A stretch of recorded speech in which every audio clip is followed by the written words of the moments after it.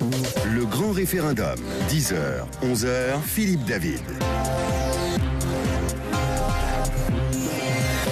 Le grand référendum, c'est jusqu'à 11h en direct sur Sud Radio avec Philippe David et ses invités. Voici la question de ce lundi. Donald Trump a-t-il raison de sortir les États-Unis de l'accord de Paris? Dites-nous ce que vous en pensez. On vous attend au standard de Sud Radio 0826 300 300 et sudradio.fr pour laisser des commentaires. La nouvelle a causé l'indignation en fin de semaine dernière lorsque Donald Trump a décidé de retirer les USA des accords de Paris sur le climat.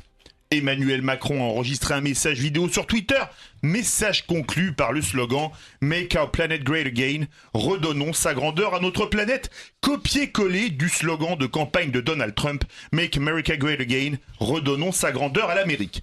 Ce tweet d'Emmanuel Macron a été partagé plus de 235 000 fois, bien plus que le record détenu jusqu'ici par Cyril Hanouna, avec 121 000 retweets pour un tweet dont le texte n'était certainement pas « Redonnons son intelligence à notre télévision ».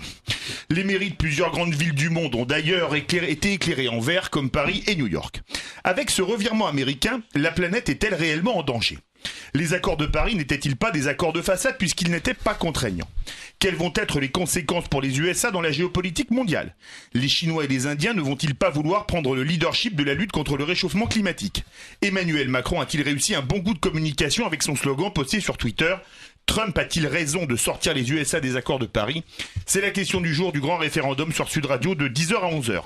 Avec nous, Sandra Regol, porte-parole d'Europe Écologie Les Verts. Bonjour. Bonjour. Bienvenue sur Sud Radio. Guy Hervier, animateur du site Maison Blanche, La Nouvelle Donne. Bonjour. Bonjour. Bienvenue sur Sud Radio. Jacques Bory, candidat du parti 100% éco-citoyen aux législatives, dont le colistier est d'ailleurs Francis Lalanne. Bonjour. Bonjour. Bienvenue sur Sud Radio. Et par téléphone, Philippe Verdier, animateur de la matinale week-end de Sud Radio et auteur de Climat Investigation, publié aux éditions du Ring. Bonjour. Bonjour Philippe. Bonjour Philippe, bienvenue sur Sud Radio. On va commencer avec vous, Philippe, comme vous êtes à distance. Il y a quand même une qualité qu'a Trump, c'est que lui, ça n'a pas toujours été le cas en France, mais il respecte ses promesses électorales, parce qu'il l'avait promis pendant sa campagne. Exactement. Et c'est vrai quand il y a eu ces réactions d'indignation par rapport au fait qu'il se retire de l'accord de Paris la semaine dernière, c'était normal de la part de tous ceux qui avaient signé l'accord de Paris. En même temps qu'il y a eu des réactions de surprise, je trouve que c'était un peu exagéré parce que c'est un peu théâtralisé. C'est vrai qu'il a toujours été clair là-dessus. Il a le mérite d'être clair jusqu'au bout de sa décision, même si elle est regrettable aux yeux de tous les pays qui ont signé l'accord de Paris. Et en même temps, elle a une qualité, c'est qu'elle a permis d'en reparler et qu'elle a permis à chacun de se repositionner et de restimuler un peu la négociation climatique qui, depuis d'ailleurs la COP21, s'est passablement endormie. Sandra Regol, vous êtes porte-parole d'Europe Écologie Les Verts. Vous êtes une femme politique, porte-parole des ELV. Un homme politique qui respecte ses promesses, c'est quand même pas si mal que ça. Qui respecte ses promesses peut-être, mais avec quel coût pour les États-Unis ? Aujourd'hui, ce qui respecte surtout, c'est la certitude de faire chuter les États-Unis sur le plan international et de faire chuter. Bon, là, c'est surtout ma voix qui est en train de chuter. Je suis absolument désolée. et de faire chuter l'ensemble de la planète. Francis Lalanne est avec vous, dans le studio. Il pourra certainement vous donner un petit tuyau pour la prochaine pause pour récupérer de la voix. Donc, il y a des promesses qui sont compliquées à tenir. En tout cas, celle qu'il avait prise, c'était de restaurer l'Amérique dans son image, dans sa capacité à faire et surtout dans sa force économique. Ce qu'il est en train de faire, c'est de faire tout l'inverse. Donc, je ne sais pas si dire, il a dit qu'il sortait des accords de Paris, il le fait, est une réalité, c'est-à-dire qu'il tient sa promesse. Oui, il tient sa promesse, oui. Mais en tout cas, en tenant celle-ci, il bafoue toutes les autres, à savoir restaurer le plein emploi aux États-Unis, qui était quand même son gros engagement et l'une des raisons pour lesquelles beaucoup de personnes ont cru à ces mirages et à ces mensonges. Jacques Bory, un homme politique qui respecte ses promesses, c'est quand même pas si mal, non ? Et puis c'est pas si fréquent en France, on a perdu un peu l'habitude. On va dire que c'est quand même assez rare. Mais effectivement... On peut même dire très rare. je rejoins Sandra Regol sur l'emploi, puisque les États-Unis, les énergies renouvelables représentent environ 2 millions d'emplois, alors que les énergies fossiles en représentent environ 180 000. Donc il est clair que l'énergie renouvelable crée plus d'emplois que l'industrie pétrolière, l'industrie de charbon, de gaz, etc. Qui est très puissante aux États-Unis avec quelques très grosses sociétés, ExxonMobil, Texaco, BP Amoco, etc. Qui est d'autant plus puissante puisque ces industries ont quand même versé à 22 sénateurs près de 10 milliards de dollars depuis 2012 pour s'attirer justement les votes des républicains. Encore c'est 10 milliards de dollars officiels, puisqu'officieusement, suite à des montages financiers, ça représente environ 90 milliards de dollars. Ça fait une sacrée somme quand même. Tout à fait, oui.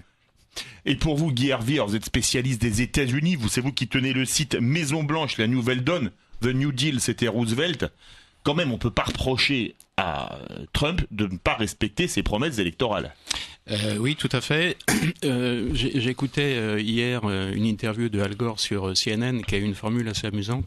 Il disait on n'est pas sorti de l'âge de pierre parce qu'il y avait plus de pierre, mais parce qu'on avait trouvé quelque chose de nouveau. et je crois que finalement Donald Trump il s'inscrit tout à fait dans cette logique-là, qui est une logique en gros restaurer l'Amérique. On ne sait pas d'ailleurs laquelle, et c'est revenir au 19e siècle. Donc l'idée de dire on va revenir au charbon, au pétrole et au gaz, c'est une contre-vérité, enfin c'est une erreur absolue. Mais dans le processus de la décision, alors effectivement, Donald Trump a respecté sa promesse, mais je crois pas que c'est ça ce qui l'engage fortement, parce que de toute façon, ses promesses n'intéressent que ceux qui les écoutent. Mais il y avait quand même une lutte assez serrée à la Maison Blanche. Donc on sait que la Maison Blanche est tenue par la famille Trump. Il y a Trump le père, il y a Trump la fille et Trump le gendre. Enfin, c'est pas Trump, c'est Kushner. Donc cela était plutôt... Enfin, Kushner, parce que Kushner, on va penser à Bernard Kouchner, c'est pas le même. Oui, Kushner. Enfin bon, peu importe comment on le prononce. Jared, on va dire. Jared. Et donc même le ministre des Affaires étrangères, Rex Tillerson, était plutôt favorables. Donc ancien patron d'ExxonMobil. Sachant que on a bien dit que toutes les entreprises importantes, il y a eu 600 entreprises qui avaient envoyé un courrier en janvier à Donald Trump pour dire qu'il fallait rester dans l'accord de Paris. Donc ça, c'était plutôt les gens qui étaient favorables pour rester dans l'accord de Paris. Et puis les gens qui étaient défavorables, il y avait en particulier, donc il y avait Steve Bannon qui est le Rasputin de Donald Trump, et puis il y avait également Scott Pruitt qui est le patron de l'EPA, donc l'Agence pour la protection de l'environnement, qui est quand même un personnage intéressant mais étonnant, dans la mesure où lorsqu'il était attorney général de l'Oklahoma, donc ministre de la Justice de l'Oklahoma, attorney général, c'est ministre de la Justice et de l'Intérieur un peu. Oui. Et donc il a attaqué à 13 reprises l'agence dont il a la responsabilité aujourd'hui. Donc c'est quand même un peu étonnant. C'est un peu comme si vous disiez on va nommer à la tête du ministre de la Santé quelqu'un qui ne croit pas en la médecine. Donc j'avoue que c'est quand même très étonnant. Et je pense que dans le processus de la décision de Donald Trump, la question que je me pose, c'est savoir est-ce que c'est vraiment lui qui a pris cette décision, parce que lui, je dirais que sa compréhension et son intérêt pour les problèmes climatiques, à mon avis, ne doivent pas dépasser le fait de savoir si ces pelouses des terrains de golf sont bien ou pas bien entretenues. Je pense que ça doit être à peu près ça. Ce qui limite quand même. La question que je me pose, c'est est-ce que c'est vraiment lui qui a imposé cette décision pour des raisons politiques, parce qu'il faut bien reconnaître que jusqu'à présent, il n'a pas fait grand-chose et il n'a pas respecté les promesses qu'il avait sur lesquelles il s'était engagé vis-à-vis de sa base, son électorat à lui. Et donc, où est-ce que ce ne sont pas les sénateurs, on a parlé tout à l'heure de la lettre des 22 sénateurs, qui finalement, l'ont un peu contraint à prendre cette décision. Sandra Argol, vous voulez réagir à ce que dit Guy Hervier ? Oui, je voulais vous rejoindre complètement, parce que ce qui se passe aujourd'hui, c'est que Donald Trump, qui a été élu sur un espèce de mouvement populaire, pas si populaire que ça, puisqu'en nombre de voix, il arrive derrière Hillary Clinton. C'était déjà arrivé à Bush. Oui, mais se retrouve dans des proportions nettement moins. Oui, là on est sur plusieurs millions. 3 de voix, millions quand même. pratiquement, voilà. entre 2 et 3 millions. Mais peu importe, il se retrouve à essayer de mettre en place ces premières mesures, des mesures qui sont ineptes et qui ne tiennent pas la route, qui ne tiennent tellement pas la route qu'elles sont retoquées par les juges, qu'elles sont refusées, que même sa majorité refuse de les voter telles quelles. Donc c'est aujourd'hui, Trump, c'est un homme qui n'est plus en capacité d'incarner le leadership leadership qu'il était censé incarner et qui se retrouve à aller chercher des promesses à respecter pour essayer de dire, vous voyez, je le fais. Et qu'est-ce qu'il choisit de faire ? Il choisit de réaffirmer une image complètement archaïque de l'Amérique, c'est ce que vous disiez à l'instant. Quelle Amérique veut-il défendre ? On se le demande bien, puisque c'est bien plus celle de l'industrie qui meurt que de celle du monde de demain. D'ailleurs, l'exemple est très parlant quand il répond à Macron « Je suis élu par Pittsburgh et par Paris ». Alors, vous m'excusez, c'est pas la citation exacte. En tout cas, ce sont les citoyens de Pittsburgh. Il oublie juste que... Je l'ai prévu pour la question suivante, ne vous inquiétez pas. Ah zut, désolé. Et de fait, il oublie juste que Pittsburgh, c'est justement une ville qui a pris le virage post-industriel. Parce que c'était la plus grosse usine sidérurgique des États-Unis. D'ailleurs, l'équipe de football américain, c'est les Pittsburgh Steelers. Oui. Et c'est là qu'on voit que son logiciel de compréhension de son propre pays est complètement dépassé. Il continue à réfléchir avec ce qu'étaient les États-Unis il y a quelque temps et est incapable de passer le cap. En revanche, ce qu'il veut dire, c'est dire à l'Europe, c'est dire à la Chine et maintenant dire aussi à l'Inde, le leadership c'est moi. Sauf que ce qu'il fait, c'est donner le leadership à nous tous. Il y a un slogan qui ne verra jamais les jours, c'est « Rendons à Clémence sa grandeur parce qu'elle ne l'a jamais perdue ». Ouais, merci. Allez, je vous le rappelle, vous écoutez le grand référendum avec Philippe David qui pose la question « Trump a-t-il raison de sortir les Américains de l'accord de Paris, cet accord environnemental ?» Alors, je le rappelle, eh bien, n'hésitez pas à nous appeler justement au 0826 300 300 pour nous dire ce que vous en pensez. Qu'est-ce que vous pensez de la COP21 ? Est-ce que vous pensez que c'était bien ou est-ce que justement vous trouvez que Trump a tout à fait raison d'en sortir ? Eh bien voilà, vous nous appelez, vous nous dites ce que vous en pensez. Vous votez aussi sur sudradio.fr et vous commentez sur Twitter et Facebook. À tout de suite. Le grand référendum, 10h, 11h, Philippe David. Merci d'écouter le grand référendum. Jusqu'à 11h, vous répondez à cette question. Donald Trump a-t-il raison de sortir les États-Unis de l'accord de Paris ? Vous avez la parole, vous la prenez au 0826 300 300 et laissez tous vos commentaires sur Twitter ou encore sudradio.fr. Avec un vote qui est pour le moins étonnant, 62% a voté oui. Oui, Trump a raison de sortir les États-Unis de l'accord de Paris. Et puis on nous appelle au 0826 300 300. Donc on va prendre tout de suite Guillaume qui nous appelle de Fontenay-sous-Bois. Bonjour Guillaume. Bonjour, je vais essayer d'aller le plus possible pour les 4 points que j'ai envie de parler.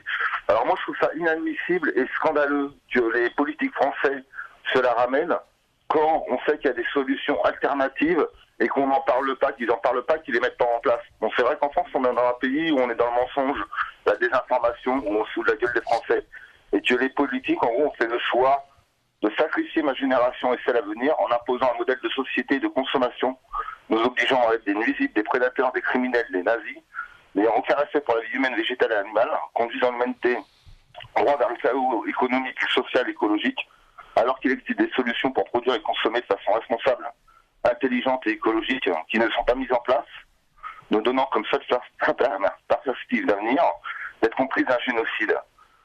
Le deuxième point, je vais vous donner un exemple tout bête. Moi, j'essaye de créer ma société, dont un des concepts est de remettre en place la consigne pour permettre aux consommateurs de supprimer les déchets liés à sa consommation. J'explique, la consigne, excusez-moi Guillaume, parce que pour les plus jeunes, ils savent pas ce que c'était. Moi j'ai connu ça quand on achetait des bouteilles de limonade ou je vais pas dire de vin parce que sinon on va avoir des problèmes avec la loi E20 justement.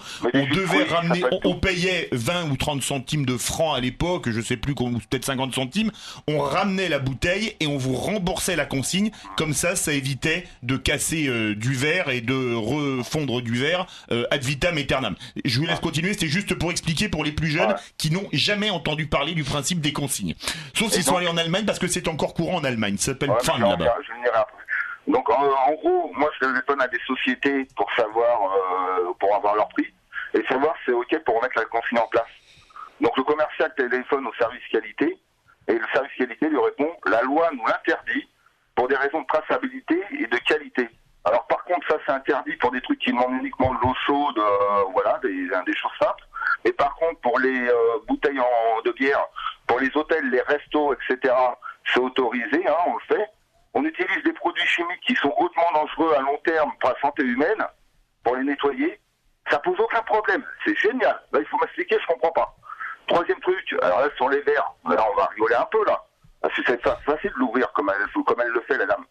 Mais elle est charmante. Moi, à un moment, je suis allé voir Super Trash, au moins 400 fois. Au cinéma, pour les gens qui connaissent, c'est un bon documentaire qui explique l'aberration du système. Donc à la fin, il y avait dans l'association qui diffusait le film, et avec une personne d'Europe Écologie.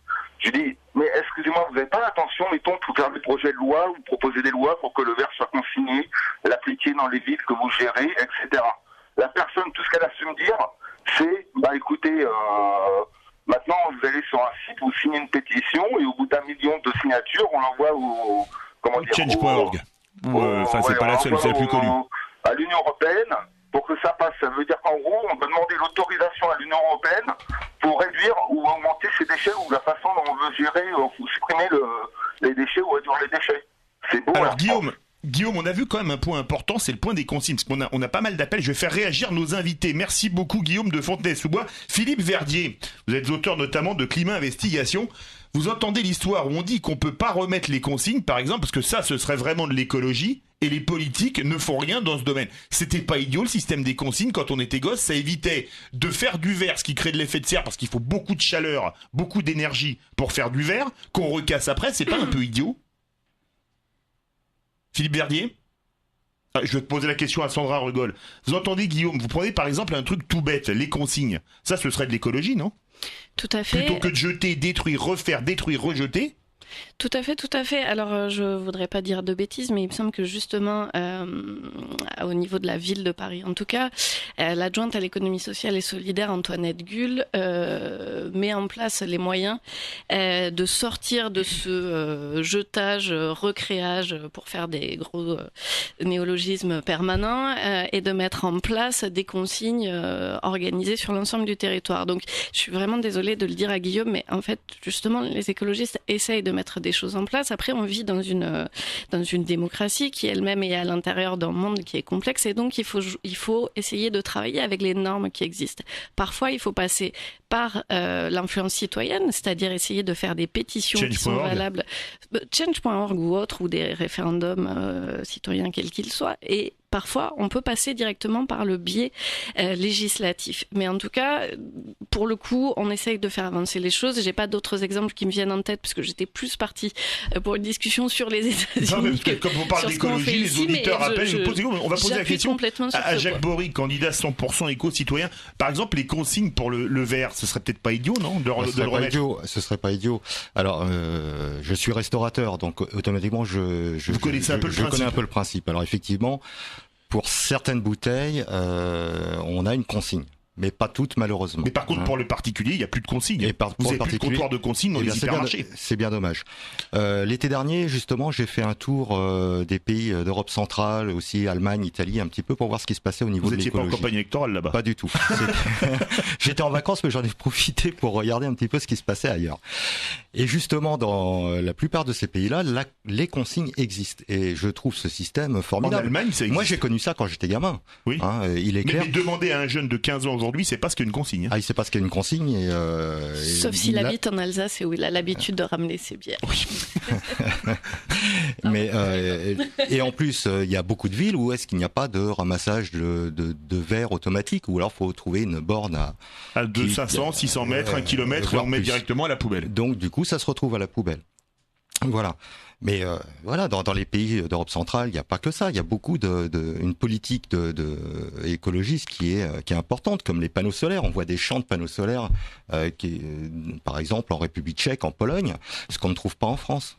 Guy Hervier, vous entendez, là c'est le citoyen, pas le spécialiste des États-Unis. Oui. Revenir aux consignes serait peut-être pas idiot. Oui, alors je voudrais juste faire une petite remarque qui montre l'âge avancé qui me concerne, mais même avant les consignes, je me souviens quand j'étais petit d'aller avec ma mère acheter du lait en vrac. Oui. Donc ça veut dire qu'on venait avec son bidon de lait. C'est ça. Et on repartait avec, et on nettoyait chez soi. Donc vous voyez, mais je crois qu'il faut pas non plus céder à la tentation de dire avant c'était mieux. C'est une question sur laquelle j'ai pas d'idée particulière. Donc les consignes, ça paraît effectivement, c'est une excellente idée. C'est comme vous l'avez dit en Allemagne, c'est complètement généralisé, ça se fait partout. Même pour un gobelet en plastique quand on boit un coup en vrac. Oui, non, ça c'est clair. Mais après, il faut faire le bilan entre... D'ailleurs, malgré tout, il y a eu des progrès qui ont été réalisés. La collecte de verre, aujourd'hui, est nettement meilleure qu'il y a seulement quelques années. Donc, les choses s'organisent. Alors, ça va peut-être pas aussi vite que ce que souhaiterait l'auditeur, mais malgré tout, les choses avancent. Allez, vous écoutez le grand référendum avec Philippe David qui vous pose cette question. Trump a-t-il raison de sortir les États-Unis, de l'accord de Paris, de la COP 21 en 2015, je vous le rappelle. Appelez-nous au 0826 300 300. Vous pouvez aussi voter sur sudradio.fr. À tout de suite. Le grand référendum, 10h, 11h, Philippe David. Philippe David et ses invités jusqu'à 11h en direct sur Sud Radio pour le grand référendum. Donald Trump a-t-il raison de sortir les États-Unis de l'accord de Paris? C'est la question de ce lundi à laquelle vous répondez 0826 300 300 et sudradio.fr. Oui, et sur sudradio.fr, vous votez toujours oui. Trump a raison de sortir les États-Unis de l'accord de Paris à 58%. Alors moi, ce que j'aimerais bien, c'est que vous veniez nous expliquer justement pourquoi vous trouvez que c'est bien et pourquoi il a raison, Trump. Make America Great Again. Vous connaissez le slogan, ma chère Clémence. Indeed, oui. Avec nous, Philippe Verdier, animateur de la matinale week-end de Sud Radio, auteur de Climat Investigation, publié chez Ring. Philippe Verdier, est-ce que quelque part, parce que suite aux accords de Paris, les Américains devaient payer 23% du montant des accords de Paris pour la Convention climat de l'ONU, l'aide internationale aux pays les plus pauvres, à l'instar du Fonds vert par exemple. Est-ce que ce retrait, c'est pas aussi un peu une histoire de gros sous? Parce que vous savez, on dit en Auvergne, un sou est un sou, mais peut-être qu'à Washington aussi, hein. Mais naturellement. Alors je pense qu'il y a une histoire de la politique de Trump, là, voilà, que j'ai pas jugé, mais enfin on voit bien qu'il y a un côté que Trump n'a pas du tout envie qu'une puissance ou qu'une autorité supranationale comme celle des Nations Unies dépasse son propre pouvoir dans son propre pays. Donc ça joue dans la décision, mais c'est une histoire de gros sous naturellement, puisque les États-Unis, 3 jours avant que l'administration Trump n'arrive à la Maison Blanche en janvier, l'administration sortante, celle de Barack Obama, avait décidé en fait que les États-Unis devaient déjà s'engager sur 3 milliards. C'est pas ça, en fait, fondamentalement, qui fait couler les États-Unis. Si les États-Unis payent 3 milliards pour un fonds vert, c'est pas grand-chose finalement, mais je crois que c'est plutôt vraiment symbolique, où là, Trump dit finalement, moi je ne paye pas, puisque finalement, on engage mon pays à avoir une action écologique plus importante que celle des autres, aux yeux de l'histoire, c'est-à-dire par rapport aux Chinois et aux Indiens qui ont moins pollué au XXe siècle, les engagements sont moindres, puisque les Chinois, et là il a raison de le dire, sont censés polluer davantage dans les toutes prochaines années avant de régresser à l'horizon 2025-2030. Et finalement, parce qu'ils sont beaucoup plus nombreux aussi. Il a tapé du poing sur la table et il a dit finalement, moi je ne paye pas et je ne respecte pas l'accord de Paris. Mais ça n'engage que lui et que le temps de son mandat finalement, ça met un coup de canif dans le contrat de l'accord de Paris, mais jusqu'en 2020, ce qui finalement n'est pas grand-chose. Sandra Ruggles, vous êtes porte-parole d'Europe Écologie Les Verts. C'est peut-être pas un peu une histoire de gros sous aussi derrière? Peut-être qu'il y a une histoire de gros sous, il y a surtout ce dont on parlait tout à l'heure, c'est-à-dire une histoire d'auto-revalorisation, une histoire de marketing personnel, etc. Mais moi, je vois quand même 2 choses intéressantes. Clément se demandait tout à l'heure pourquoi est-ce que les gens votaient pour dire qu'il avait raison de sortir. Peut-être qu'il y a une bonne raison pour que vos auditeurs et auditrices votent pour ça, c'est qu'en faisant ça, Trump il redonne le leadership à l'Europe et aux pays qui sauront se saisir de la balle au bond de la transition énergétique, écologique, globalement de la société. Là aujourd'hui, tout ce que les États-Unis avaient les moyens de développer en termes de énergie renouvelable, en termes de nouveaux métiers, en termes de, on parlait tout à l'heure de recyclage, on peut penser ça à beaucoup plus grande échelle. En tout cas, tous ces nouveaux métiers qui seront les métiers de demain, qui sont extrêmement porteurs d'emploi et qui permettent d'investir sur l'avenir, tous ces métiers-là, les États-Unis auraient dû, avaient les moyens de les développer. Aujourd'hui, c'est nous qui pouvons le faire. Alors, quelque part, je comprends un petit peu pourquoi vos auditeurs se disent finalement, c'est une bonne nouvelle. C'est une bonne nouvelle parce que, finalement, il a peut-être raison de façon très ironique parce que on n'a jamais autant parlé de l'accord de Paris et des enjeux écologiques, énergétiques que depuis que Trump a fait sa petite Trumpitude. Et puis, on n'a jamais la bravitude de Ségolène Royal, il y a la Trumpitude de Sandra Ruggles. Et on n'a jamais autant pu dire aujourd'hui, si on veut développer les nouveaux outils de demain, on a tout en main. Jacques Bory, vous êtes candidat 100% éco-citoyen. C'est une Trumpitude ou un Trumpisme, mais une histoire de gros sous? Alors, il est clair que 3 milliards de dollars, c'est pas rien, même si pour les États-Unis c'est pas grand-chose, mais il n'y a pas que cette histoire des 3 milliards de dollars, pardon. Il y a aussi une histoire de lobbying derrière. Je rappelle quand même ces milliards de dollars qui sont versés à des sénateurs républicains. Voilà, c'est surtout ça. Mais ce qu'il faut voir, c'est que ces 3 milliards de dollars, ils ne vont pas aller du coup aux pays en voie de développement tels que l'Inde, les Philippines, l'Indonésie, etc. Et ce sont quand même des pays, pour avoir vécu aux Philippines, ce sont des pays très pollueurs. Où le diesel est très présent, où Manille est recouvert d'un nuage de fumée. Et évidemment, Los Angeles aussi, ça s'appelle le smog. Oui, aussi, ouais. Et donc, ces pays-là, comment vont-ils faire si on leur donne pas les moyens financiers pour tenir cet accord ? Et du coup, j'ai bien peur qu'on n'arrive pas aux objectifs fixés par l'accord de Paris. Et pour vous, Guy Hervier, c'est pas une histoire de gros sous quand même ? Peut-être, mais en fait, si on regarde les chiffres, je crois que les États-Unis représentent 18% des émissions de gaz, de CO2. Le CO2. Et donc, s'ils payent 23%, on est à peu près en rapport. Ça n'a rien d'extravagant, sachant qu'en plus, on dit toujours maintenant c'est le deuxième pollueur, mais ils sont 4 fois moins nombreux que les Chinois et ils sont quasiment aussi pollueurs. Donc, ça veut dire que par habitant, ils polluent 4 fois plus. Si on regarde la France, les rapports sont à peu près équivalents. La France est nettement moins pollueur. Donc là, vous avez donné de l'urticaire aux écologistes que la France c'est en partie grâce au nucléaire. Non mais je compare, oui. Non mais j'ai pas parlé de nucléaire et je compare par rapport aux États-Unis. Moi j'avoue que j'ai écouté le discours de Donald Trump et effectivement j'ai retrouvé les accents qu'il avait dans son discours d'inauguration d'investiture, une espèce de ressentiment. Bon, je vais utiliser un mot un peu fort, mais presque de haine vis-à-vis du monde entier. Et je pense que les grandes décisions qu'il a prises, qui finalement sont des anti-décisions, c'est-à-dire que il y a eu d'abord les accords sur le commerce, donc on a dit tous les accords multilatéraux sur le commerce sont nuls et non avenus, donc il a signé d'un trait de plume le TPP, bon, qui était mort-né. Le TTIP, c'était ce qu'on appelle également en France le TAFTA, c'est-à-dire le traité transatlantique de libre-échange. Alors il y a eu le transatlantique et le transpacifique. Le transpacifique. Le transpacifique, celui-là, il avait eu le vent en poupe, et puis il y a eu aussi le NAFTA. Le NAFTA, il a dit ça va pas du tout, et puis finalement. C'est-à-dire là, c'est la zone des gens de l'ALENA, c'est le Nord-Américain, Canada, Mexique, voilà. USA. Alors donc, et finalement, de ce point de vue-là, bon, première chose. Ensuite, sur tout ce qui est sécurité défense, on a vu, c'est sorti à la réunion de l'OTAN où il a dit que en gros, il a pas voulu reciter l'article 5 en disant quand on en attaque un, on attaque tout le monde. Donc il a mis en doute cette espèce cet accord au niveau international. Et là maintenant c'est sur le climat. Donc je dirais que c'est un retrait un peu du leadership des États-Unis, et je crois que c'est une mauvaise lecture, une mauvaise compréhension des accords de Paris. Les accords de Paris, c'est quoi? C'est si on repart, les accords de Paris, c'est quoi? C'est en gros, on a constaté que le dérèglement climatique est un problème majeur d'aujourd'hui.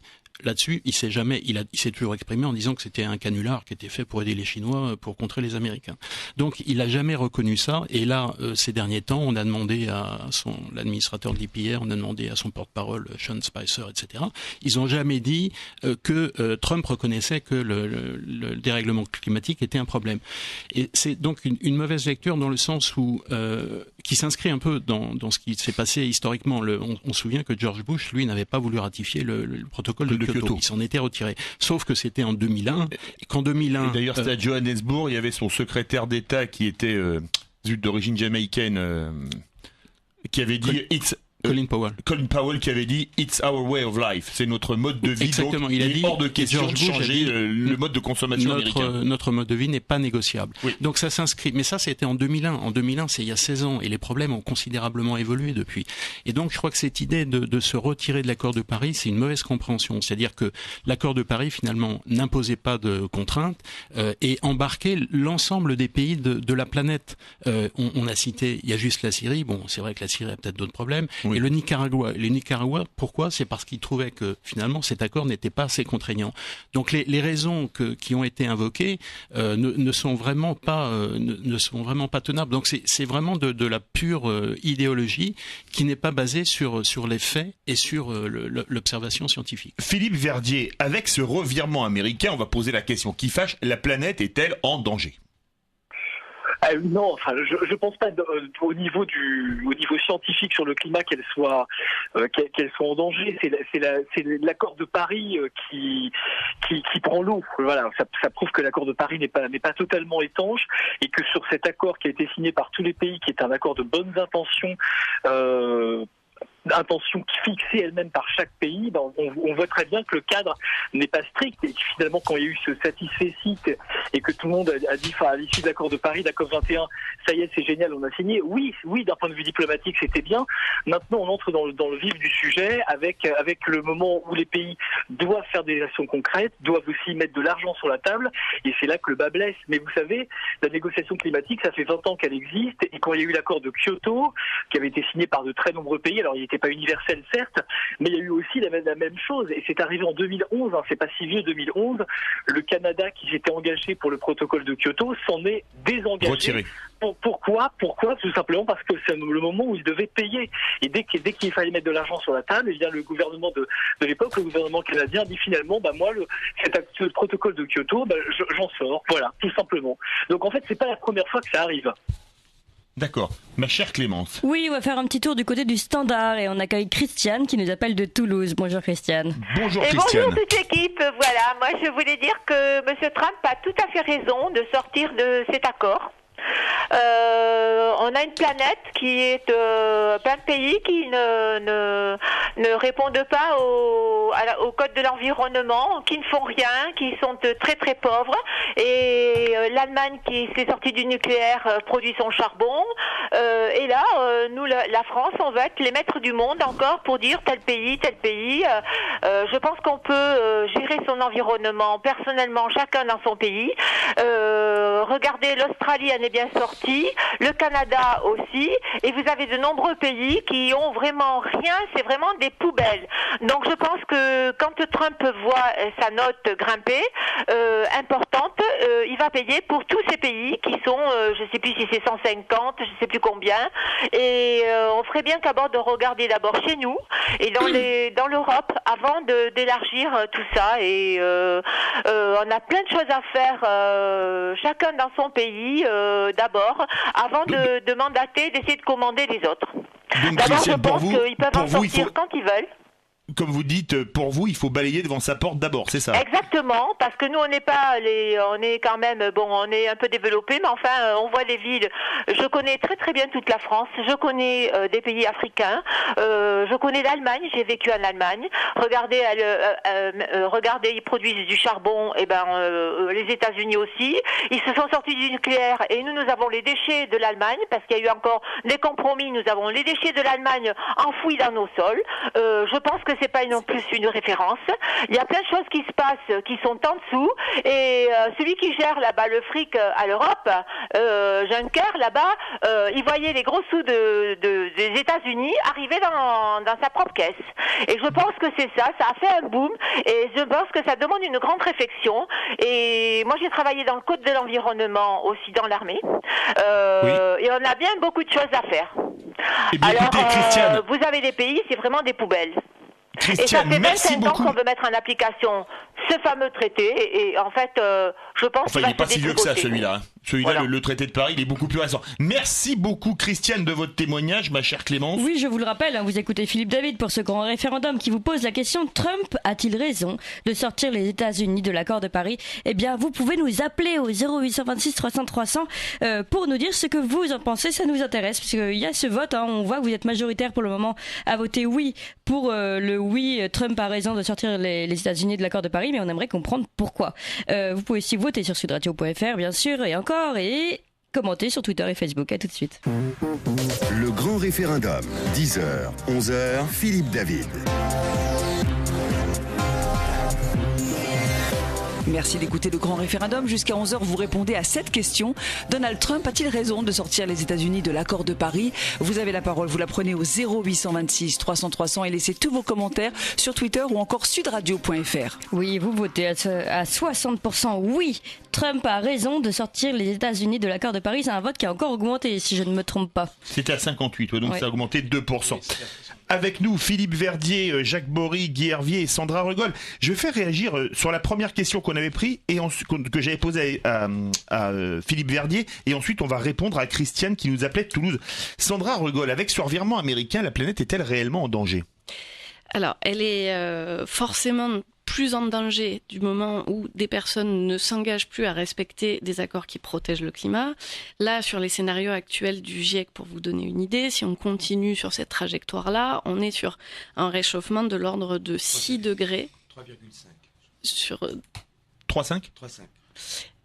On monte à 6 degrés en fait, et on monte même à 8 degrés dans les métropoles parce que le réchauffement s'emballe encore plus.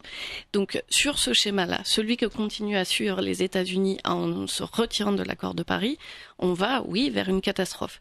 C'est pour ça qu'il y a eu un esprit de responsabilité qui s'est élevé de la part des pays du monde entier, mais aussi à l'intérieur des États-Unis. On voit bien notamment le maire de New York qui dit que sa ville, qui est quand même une des villes les plus emblématiques des États-Unis, s'engage à respecter ces accords, qu'on a de grands mécènes qui s'engagent à financer aussi ces accords-là. Pourquoi ? Parce que à chaque fois qu'il y en a un qui se retire, et ça rejoint la question que posait Christiane, malheureusement, voilà, je fais un petit lien entre les deux. Malheureusement, les frontières qui sont des frontières qu'on décide de pays ne sont pas celles que connaît l'air, ne sont pas celles que connaissent la pollution, ne sont pas celles. Ou le nuage de Tchernobyl, pour reprendre Charles Pasqua qui avait dit qu'il s'était arrêté à la frontière, soit dit en passant. Jacques Bory, la planète est plus en danger suite à ce revirement américain ? C'est évident, puisque les États-Unis sont le deuxième pollueur mondial derrière la Chine. Ils sont quand même responsables de 14% des émissions de CO2. Donc effectivement, on va avec ce retrait vers une augmentation de la température globale. Donc c'est effectivement catastrophique. C'est catastrophique aussi pour les États-Unis diplomatiquement. En termes d'image ? En termes d'image et diplomatiquement, puisqu'ils s'isolent complètement. Et ils vont donner du coup le leadership de cette protection à l'Union européenne, mais également à la Russie et à la Chine. Donc pour moi, c'est vraiment un mauvais calcul pour Donald Trump. Et pour vous, c'est un mauvais calcul. La planète est plus en danger, Guy Hervier, c'est un mauvais calcul de Trump ? La planète est plus en danger, oui, certainement. Mais je pense qu'effectivement, c'est un mauvais calcul pour Donald Trump, dans la mesure où les réactions, vous en parliez déjà, les réactions ne se sont pas faites attendre. Il y a quand même eu 3 États, la Californie, l'État de New York, l'État de Washington et même le Massachusetts, donc ça fait 4, qui représentent plus de 20% de la population et donc de l'émission des gaz à effet de serre. Vous avez des centaines de villes qui sont mobilisées, vous avez des dizaines d'entreprises et pas des moindres qui se sont mobilisées, et je pense que c'est un mouvement qui ne va pas s'arrêter. Et là, l'organisation décentralisée des États-Unis est finalement un bienfait, c'est-à-dire que c'est pas parce que Trump qui voulait nettoyer le marigot de Washington a décidé ça que en gros ça va se faire comme ça. Les États, enfin toutes les structures décentralisées des États-Unis se sont mobilisées, et je pense que tant pis pour lui, mais il va se retrouver un petit peu isolé dans cette affaire. Alors, je vais vous faire réagir rapidement au coup de téléphone de Christiane, parce qu'on nous appelle beaucoup. Philippe Verdier, vous avez entendu Christiane qui dit finalement l'écologie, il faudrait qu'on chacun balaye devant sa porte. Il dit, regardez, les Allemands, ils ont arrêté le nucléaire, on a récupéré leurs déchets nucléaires, ils ont remis des centrales à charbon et à lignite, et c'est nous qui prenons la pollution quand ils en font. C'est vrai que le modèle énergétique et écologique de chaque pays est différent. En France, c'est vrai qu'on a aussi quelque chose qui donne lieu à un débat, qui est une forte consommation et production d'énergie nucléaire.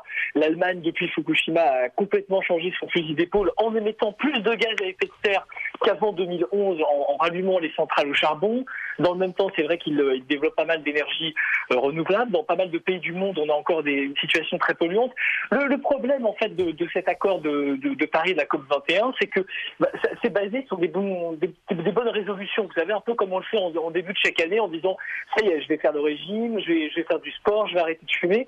Le problème, c'est de savoir qui et quand on va voir si les pays qui s'engagent le font vraiment, qui les contrôle et qui les sanctionne quand ils ne le font pas.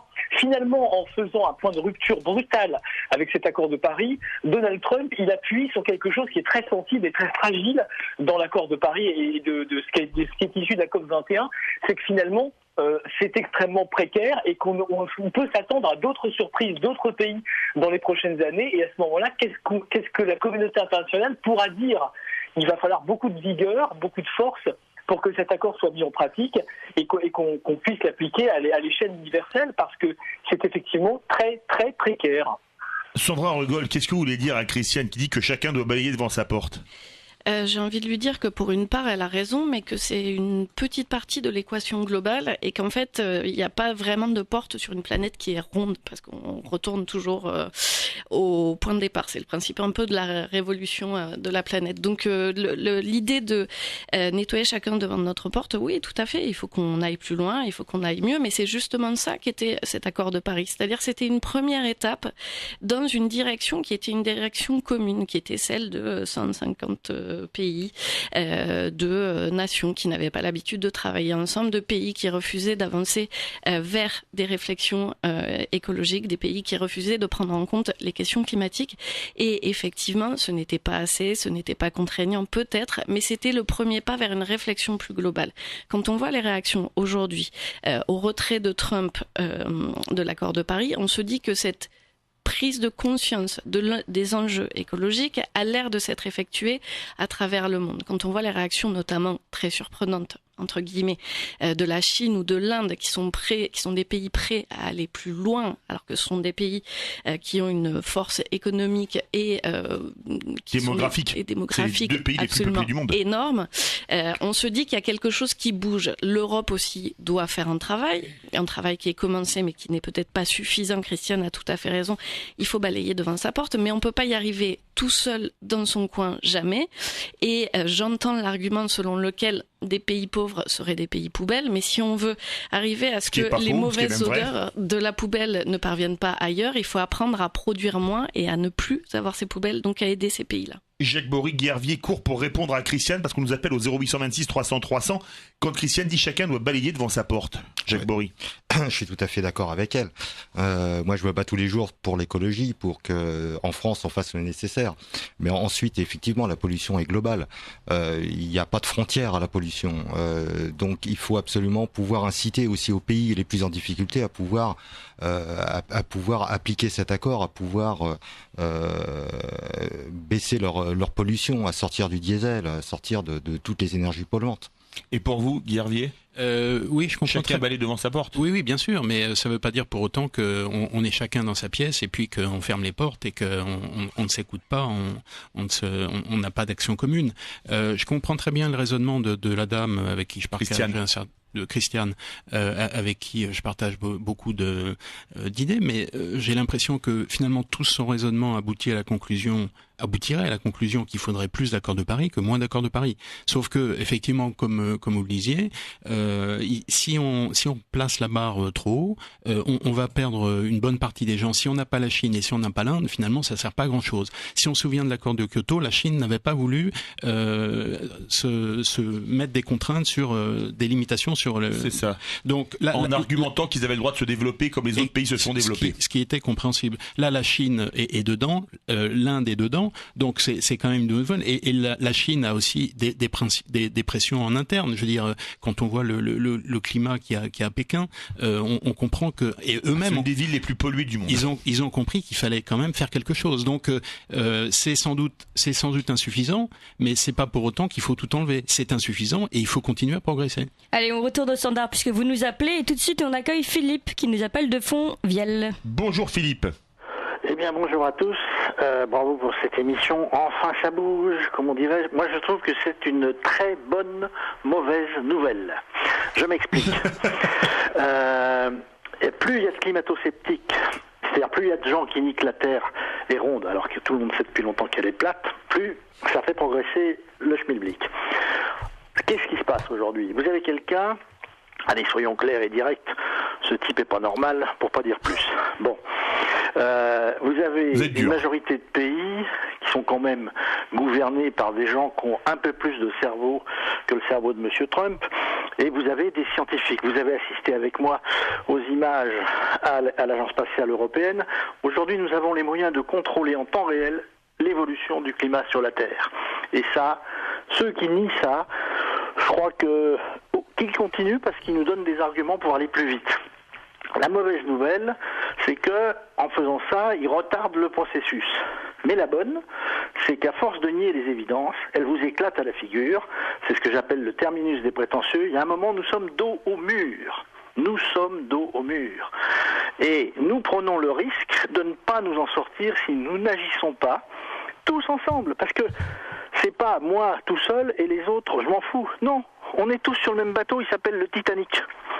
Alors Philippe, il nous reste... Oui, voilà. on a vu comment il était insubmersible. D'ailleurs, Philippe, il nous reste à peine 2 minutes et comme on a 4 invités, je vais les faire réagir rapidement. Philippe Verdier, est-ce qu'on est dos au mur, comme le dit un autre Philippe? Il y en a beaucoup aujourd'hui. Oui, je pense que Philippe a raison. On est dos au mur et je pense que cette anicroche de la décision de Donald Trump, il faut la prendre pour ce qu'elle est. Ça va durer quelques années, ça ralentit un tout petit peu le processus. Ça n'empêche pas l'accord de Paris d'exister. Et là, effectivement, quelque part, c'est vrai qu'il a stimulé les choses.